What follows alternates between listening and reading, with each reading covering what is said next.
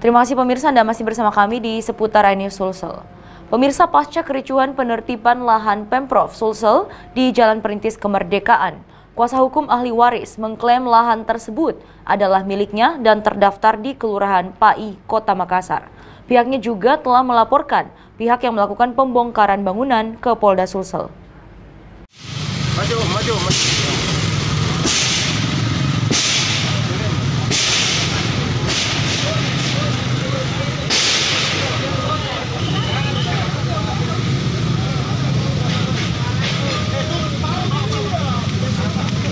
Satuan Polisi Pamong Praja atau Satpol PP Sulawesi Selatan melakukan penertiban lahan yang diduga milik UPTD Balai Benih Induk Tanaman Hortikultura Provinsi Sulawesi Selatan di Jalan Perintis Kemerdekaan Kota Makassar, Selasa kemarin.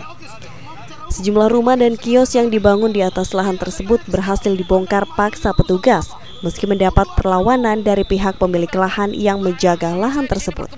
Pasca pembongkaran, kuasa hukum dan ahli waris pemilik lahan yang sah angkat bicara.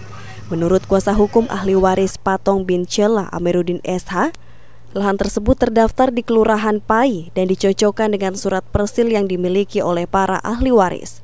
Pasca penertiban aset milik pemerintah Provinsi Sulawesi Selatan yang dilakukan beberapa waktu lalu di Makassar, warga sebagai pemilik lahan menuntut dan melaporkan Kepala Satpol PP dan Kepala Biro Hukum Pemerintah Provinsi Sulawesi Selatan ke Polda Sulawesi Selatan.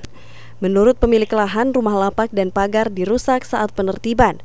Akibat kejadian ini, ahli waris menuntut Kepala Satpol PP dan Kepala Biro Hukum Pemerintah Provinsi Sulawesi Selatan ganti rugi kerusakan. Dari kantor advokat Amiruddin SH yang merupakan kuasa hukum dari 12 ahli waris atas nama Patong bin Cela, itu kemarin setelah kami mendapatkan informasi dari Satpol PP, itu kami langsung membuat laporan pengaduan ke Polda Sulawesi Selatan. Cucu Pak yang iya, cucu. Terkait adanya pembongkaran kemarin Pak, tanggapannya Pak gimana? Ini kan sangat meresahkan. Kenapa? Karena Pemprov Sulawesi Selatan melakukan penindasan secara semena-mena dengan tidak sesuai dengan objek yang ditunjukkan.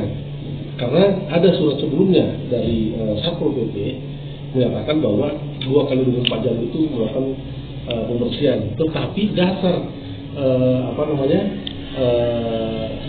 penyampaiannya itu ada surat keputusan dari Mahkamah Agung menyatakan bahwa mereka menangkan, tetapi sisi lain objek yang berbeda dengan nama yang berbeda juga. Bukan tanah. Bukan yang kemarin yang bukan. Dari Makassar, Muhammad Nurbonde, iNews melaporkan.